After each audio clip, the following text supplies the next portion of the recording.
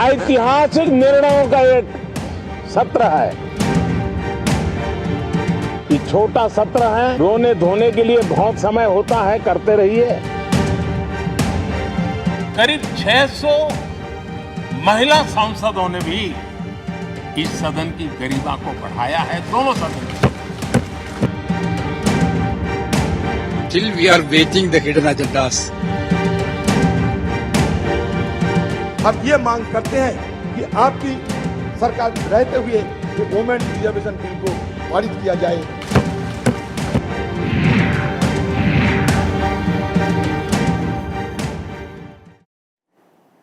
नमस्कार, आप देख रहे हैं प्योर पॉलिटिक्स, साथ में आपके शिखा ठाकुर। बुलेटिन की शुरुआत बड़ी खबर के साथ। प्रधानमंत्री नरेंद्र मोदी आज शाम 6:30 बजे कैबिनेट की अहम बैठक करने वाले हैं और इससे पहले प्रधानमंत्री आज कई वरिष्ठ मंत्रियों के साथ मीटिंग भी कर चुके हैं। विशेष सत्र को लेकर के इस बात से के कयास लगाए जा रहे हैं कि पीएम इससे कुछ बड़ा सरप्राइज देंगे और अब कैबिनेट की मीटिंग को लेकर के बताया जा रहा है कि इसमें अहम बिल को मंजूरी भी मिल सकती है। कैबिनेट की बैठक और संसद के स्पेशल सेशन के सरप्राइज पर आज हम प्योर पॉलिटिक्स में शुद्ध राजनीतिक विश्लेषण करने वाले हैं। हमारी पॉलिटिकल एडिटर अब से कुछ ही देर बाद हमारे साथ जुड़ जाएंगी, लेकिन शाम 6:30 बजे क्या कुछ होने वाला है, क्या वो सस्पेंस जिसका जिक्र विपक्ष लगातार कर रहा है, क्या उससे पर्दा उठेगा? अदिति नागर शर्मा इस वक्त मेरे साथ जुड़ गई हैं। अदिति, सबके जहन में सवाल एक ही है कि क्या आज शाम 6:30 बजे कोई बड़ा एजेंडा सेट होने वाला है, और अगर ये एजेंडा सेट होता है तो क्या आने वाले चुनाव के लिहाज से इसे मास्टर स्ट्रोक कहा जाए? देखिए, दो चीज़ें हैं साफ। पहला ये कि अभी तमाम तरीके की बैठकें पार्लियामेंट में चल रही हैं, जहाँ एक तरफ प्रहलाद जोशी की चल रही थी, अलग अलग नेता, वहीं अमित शाह के साथ पीयूष गोयल की बैठक हुई, तमाम तरीके की बैठक, और अब इंतज़ार है कि 6:30 बजे की बैठक में क्या कुछ होता है। अब आप बात कर रही हैं एजेंडा की। अभी हमने सरकार के बड़े मंत्री से ये पूछा कि क्या ये जो बिल है, सबसे पहली बात कि अब इससे इलेक्शन कमीशन का बिल गायब हो चुका है, इलेक्शन कमीशन बिल इसमें नज़र नहीं आ रहा, तो उन्होंने मुस्कुरा दिया और कहा कि अभी तो बहुत कुछ आ भी सकता है और बहुत कुछ जा भी सकता है। दूसरी बात है, इंतज़ार करने के लिए कहा गया है, यानी कि 6:30 बजे के कैबिनेट में कोई एक बड़े बिल को मंजूरी मिल सकती है, कोई एक बड़ा फैसला हो सकता है, और जिसमें सरकार के नुमाइंदे जो बड़े हैं वो ये कह रहे हैं कि महिला आरक्षण बिल लंबे समय से भारतीय जनता पार्टी के उसमें भी था, अगर मैनिफेस्टो की बात करें, और वो चाहती है कि महिला आरक्षण बिल लागू किया जाए। लागू करने के पीछे के इफ्स एंड बट्स और सारी टेक्निक वो एक अलग मुद्दा है, लेकिन अब तमाम तरीके की बातें उठ रही हैं। दो चीजें, पहला, एक रोहिणी कमीशन की रिपोर्ट भी तैयार सरकार के पास है, जिसमें कोटा में कोटा, यानी कि जो ओबीसी कोटे में किस तरीके से उसको सेग्रीगेट किया जाए, अलग अलग तरीके से वो जो पूरा आरक्षण है बेहतर तरीके से उसको फ्लो में लेकर आया जाए। वहीं दूसरी ओर अगर बात महिला आरक्षण बिल की होती है तो सबसे बड़ी बात है कि इसमें तो विपक्ष भी तैयार है। विपक्ष तो खुद ही कल से लगातार कह रहा है कि महिला आरक्षण बिल चाहते हैं, लेकिन सच्चाई ये है कि इंडिविजुअल सांसदों से बात की जाए, चाहे वो विपक्ष के हों पक्ष के हों, महिला आरक्षण बिल से इफ एंड बट बहुत ज्यादा है। लेकिन ये प्रधानमंत्री नरेंद्र मोदी हैं, नई संसद के पहले दिन, क्योंकि कल शिफ्ट होगा। एक और आपको बता दें कि कैबिनेट में एक और चीज पर चर्चा होनी है। दरअसल आपने आहूत किया है ये सदन पुराने पार्लियामेंट बिल्डिंग में, लेकिन अब आप इसको नई पार्लियामेंट बिल्डिंग में लेकर जाना चाहते हैं, उसको लेकर भी कैबिनेट की मंजूरी होती है, तो उस कैबिनेट में इसको लेकर भी मंजूरी होगी। और इसके अलावा क्या बड़ा बिल निकल कर आता है, क्या कैबिनेट में मंजूरी होती है, इस पर पक्ष विपक्ष और कह सकते हैं कि 140 करोड़ लोगों की निगाहें टिकी हुई हैं, क्योंकि नरेंद्र मोदी का नाम ही सरप्राइज देना है। उनके हर कदम में, हर स्टाइल में, हर फैसले में एक सरप्राइज सामने नजर आता है। अदिति, लेकिन इस बिल का जिक्र तो विपक्ष की तरफ से भी पहले किया जा रहा था। मैं महिला आरक्षण बिल की बात कर रही हूँ। फिर विपक्ष बार बार आरोप क्यों लगा रहा है कि प्रधानमंत्री मोदी की तरफ से कुछ छुपाया जा रहा है, एक हिडन एजेंडे की तरह के तौर पर इसे आगे रखने की कोशिश विपक्ष की तरफ से, ऐसा क्यों? देखिए, इसमें दो तरीके की बात है। पहला, लगातार केसी वेणुगोपाल हो, सब हो, जब उनसे पूछा कि आपका इस 5 दिन के सत्र का क्या तरीका है, क्या पॉलिसी है, या आप किस रुख पर इसको अपनाएंगे, तो उन्होंने साफ ये कहा कि अभी तो जो हिडन एजेंडा है वो निकल कर आएगा, तब हम आपको बताएंगे कि हमारा रुख क्या है। तो लगातार अब ये सरकार, जो विपक्ष है, उनको ये पहले से नजर आ रहा है कि पहले 4 बिल आए, फिर कल प्रहलाद जोशी ने जो कहा उसमें और उन्होंने 4 बिल ऐड कर दिए। अब आज जब सांसदों को जो लिस्ट दी गई है 8 बिलों की, उसमें इलेक्शन कमीशन बिल जिसको लेकर बवाल हुआ, जिसको लेकर इलेक्शन जो एक्स इलेक्शन कमिश्नर्स हैं उन्होंने चिट्ठी लिखी कि आपको स्टेटस को मेंटेन करना होगा, तमाम चीजें, उसके बाद वो बिल फिलहाल की फहरिस्त में नजर नहीं आ रहा है। तो अभी तक तो यही न, तो ऐसे में कहीं ना कहीं, और ये भी कहा गया सरकार की तरफ से ऑफ रिकॉर्ड कि अभी तो कुछ ऐड हो भी सकता है और कुछ सब्ट्रैक्ट भी इस बिल इस लिस्ट में से हो सकता है। तो विपक्ष पूरी तरीके से समझ चुकी है कि सरप्राइज हमको पहले भी मिल चुके हैं, इंडियन पीनल कोड से लेकर तमाम जो बदलाव हुआ 370 से लेकर तमाम चीज, और आज जब 370 का जिक्र प्रधानमंत्री ने किया तो विपक्ष टेबल भी बजाने लगा, मतलब विरोध के स्वर में टेबल बजाने लगा। ऐसे में विपक्ष को ये लग रहा है कि कुछ ना कुछ ऐसा हो रहा है जिससे कि पूरे चुनाव का दशा और दिशा बदलना चाह रही है अदिति, ये दशा और दिशा बदलने की जो बात है, विपक्ष जो सोच रहा है, कहीं ऐसा तो नहीं जैसे 370 आर्टिकल हटाया गया था चुनाव से पहले, मैं पिछले चुनाव की बात कर रही हूँ, और इसका फायदा बीजेपी को उस अप फ्रंट पे बहुत ज्यादा मिला, कहीं यही वजह तो नहीं है कि विपक्ष डरा हुआ है? देखिए, जाहिर तौर पे, क्योंकि ये समझना जरूरी है, जब आप कोई चाल चलते हो तो सामने वाले के दिमाग पे, मस्तिष्क पे, पटल पर क्या चल रहा है, क्या चाल सामने वाला चलना चाहता है, तभी आप बेहतर तरीके से अपनी चाल चल सकते हैं। और जब इस तरह की बात आ रही है कि 2024 के चुनाव सिर पर हैं, 2023 जो विपक्ष के जो जितने भी तमाम जहां पर तैयारी चल रही है, विधानसभाओं के चुनाव हैं, वहां पर क्या अब इस बिल के आने से या किस फैसले से क्या रूप बदला जाएगा, तो अब कहीं ना कहीं जब से मुंबई में बैठक हुई थी इंडिया गठबंधन की, तब से 1 इलेक्शन 1 नेशन आया पहले, उसको लेकर नीतीश कुमार ने ये कहा कि हम तैयार हैं, अर्ली इलेक्शन होते हैं। ममता बनर्जी ने कहा सीट शेयरिंग जल्दी कीजिए। पूरा का पूरा एजेंडा इंडिया का आपने डिस्टर्ब कर दिया। तो कहीं ना कहीं विपक्ष को ये लग रहा है कि ऐसा कुछ ना आ जाए कि इंडिया गठबंधन के मुद्दे पर बिखर न जाए। अभी सनातन का मुद्दा आया तो कहीं ना कहीं ऐसा कोई मुद्दा ना आ जाए। तो अब अगर महिला आरक्षण बिल आता है तो इसको लंबी दृष्टि से अगर देखा जाए तो पहली बात, पक्ष ने कह दिया है कि हम तैयार हैं महिला आरक्षण बिल के लिए, और सरकार अगर लेकर आती है तो सरकार के लिए भी चुनौती है, अपने सांसदों, कई सांसदों की टिकट कटेगी जो आज सदन में मौजूद हैं उन। और दूसरी बात यह है, लेकिन नरेंद्र मोदी कभी भी क्या जो आगे होना है उसको लेकर फैसला, क्योंकि जब उन्होंने डीमोनेटाइजेशन किया तो उत्तर प्रदेश में चुनाव होने थे, तो जब वो कोई हार्ड फैसले लेना चाहते हैं, क्योंकि महिला आरक्षण बिल लंबे समय से लंबित पड़ा हुआ है, कई सरकारें आई, कई सरकारें चली गई, वो विरोध के स्वर में अटक के रह गया।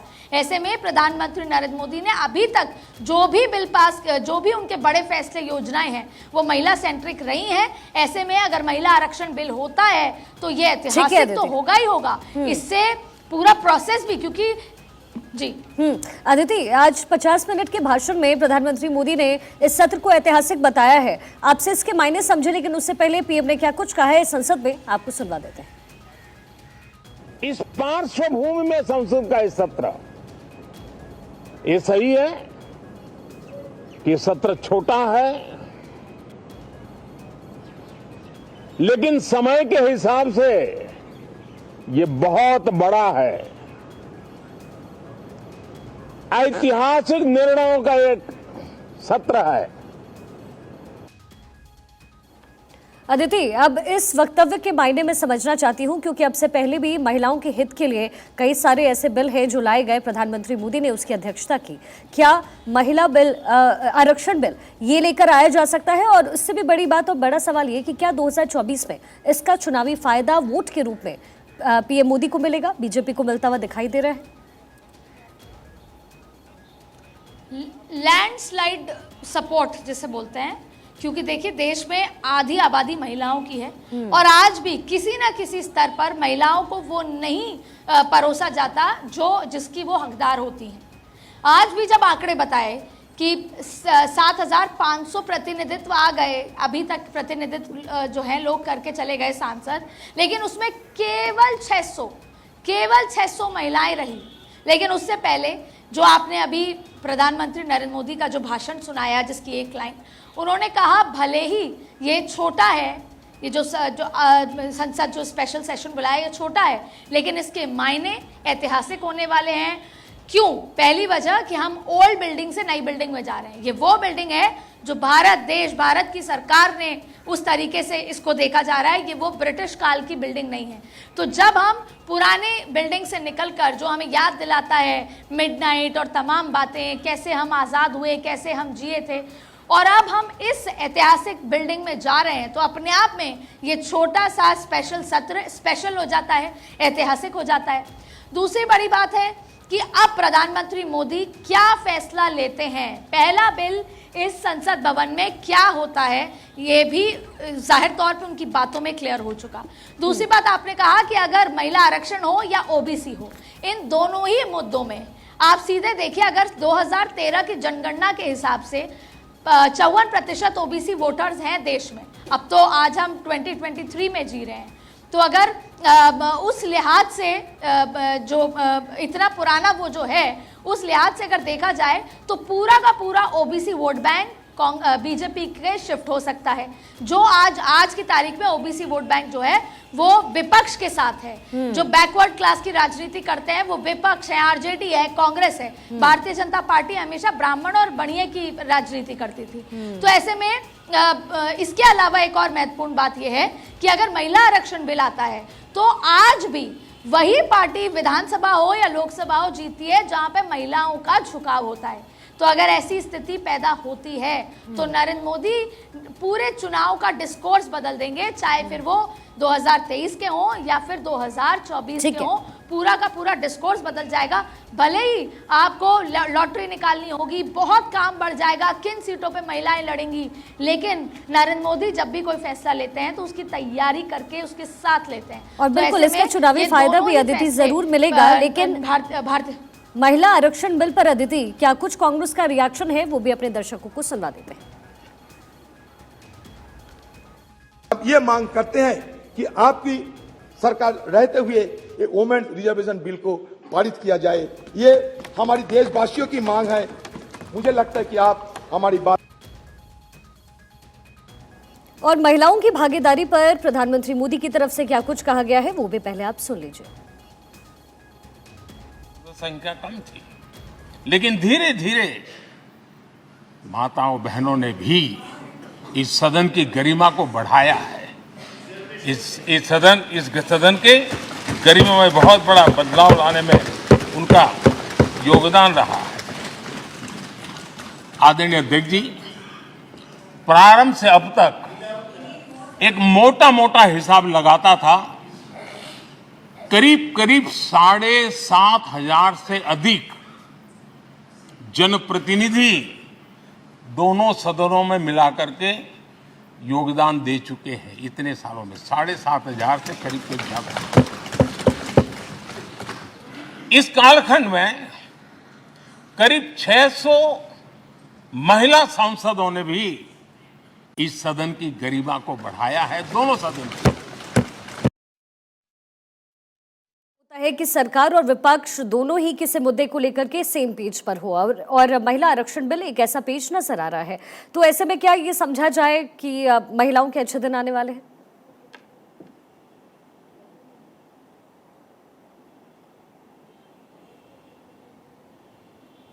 अदिति, क्या अब तक आवाज पहुंच रही है? आपकी आवाज कट के आ रही है, आपका सवाल दोहरा दीजिए। हाँ, मेरा सवाल आपसे ये है अदिति कि बहुत कम होता है ऐसा कि सरकार और विपक्ष किसी एक मुद्दे पर सेम पेज पर हो, फैसला उनका बिल्कुल सेम हो। ऐसा लग रहा है कि महिलाओं के हक में ये और फेवर में जा रहा है। तो महिला आरक्षण बिल अगर आ जाता है तो महिलाओं का ये विन विन सिचुएशन होगा और ऐसे में महिलाओं के अच्छे दिन होंगे। क्या ऐसा लगता है कि ये संभावनाएं ज्यादा बढ़ जाती है? देखिए, अगर ऊपरी लेवल पे देखें तो ये महिलाओं के लिए आज नहीं, आने वाले 10 साल या 2 दशक के बाद ये जबरदस्त अच्छी बात है। लेकिन अगर अभी जो महिला आरक्षण बिल है उसके 3-4 इश्यूज हैं। पहला, इंडिया गठबंधन के लिए दिक्कत यह है कि क्या वाकई में पूरा गठबंधन चाहता है महिला आरक्षण बिल? आपने बोल तो दिया कि नरेंद्र मोदी कर दें, हम सरकार से अपील करते हैं, लेकिन आप उसमें अमेंडमेंट्स चाहते थे। वो बिल ये कहता है कि 33% जो आप आरक्षण देंगे वो अर्बन महिलाओं को मिलेगा। तो इशू यहाँ पर यह आता है कि इससे आप जो रूरल महिलाएं हैं या जो पिछड़े दलित महिलाएं हैं उनको इसमें भागीदार कैसे बनाएंगे। तो इसमें एक मेजर अमेंडमेंट की जरूरत भी है। ऐसे में सरकार लाना चाहती है, लेकिन पर्पस है कि महिला अक्रॉस, जैसे बोलते हैं ना, cross section of women in the country should be a part of this bill और should be a part of making governance. वो क्या बिल में कैसे हो पाएगा। दूसरी बात यह है कि भले ही नरेंद्र मोदी अमित शाह की सरकार में कोई सांसद कुछ कहे नहीं, लेकिन क्या वाकई में जब आपकी सीट पर, आपकी सीट काटने के बाद आपके ही इलाके किसी महिला को सीट दी जाएगी तो क्या वाकई आप उसकी मदद करेंगे। लेकिन अब इसका जवाब यह है कि ज्यादातर सांसद नरेंद्र मोदी के चेहरे पर जीत कर आ रहे हैं और जीत भी लेंगे। तो आसान किसी भी पार्टी के लिए नहीं है, लेकिन अगर हम समझे इस बात को, अगर वाकई में 33% आरक्षण महिलाओं को मिलता है, उसमें बेहतर तरीके से अमेंडमेंट होके, तो पूरी महिलाएं चाहे अर्बन हो चाहे रूरल हो, वो सब अगर भागीदार हो पाती हैं तो आज की तस्वीर से एकदम इतर होगी अगले 10 साल, अगले 20 साल की तस्वीर। और जब महिलाएं इस बिल्डिंग में बैठकर, इस संसद भवन में, लोकतंत्र के मंदिर में बैठकर फैसले लेंगी तो वो आने वाले भविष्य के लिए बहुत सुनहरी तस्वीर होने वाली है। और महिला का जो एक्चुअल सशक्तिकरण है वो इस बिल से होगा। महिलाओं को भी वो जिम्मेदारी समझनी होगी, तमाम चीजें हैं, लेकिन ये बिल आ तो रहा है, अगर आ रहा है तो, लेकिन प्रैक्टिकली कैसे हो पाएगा ये एक बहुत बड़ी चुनौती वाली बात है। एक और इन्फॉर्मेशन मिल रही है, प्रधानमंत्री मोदी और जेपी नड्डा के बीच अभी मीटिंग हो रही थी, वो खत्म हो गई है। क्या इसको लेकर के जो एजेंडा फिक्स किया गया है उसको लेकर कोई इन्फॉर्मेशन आपके पास?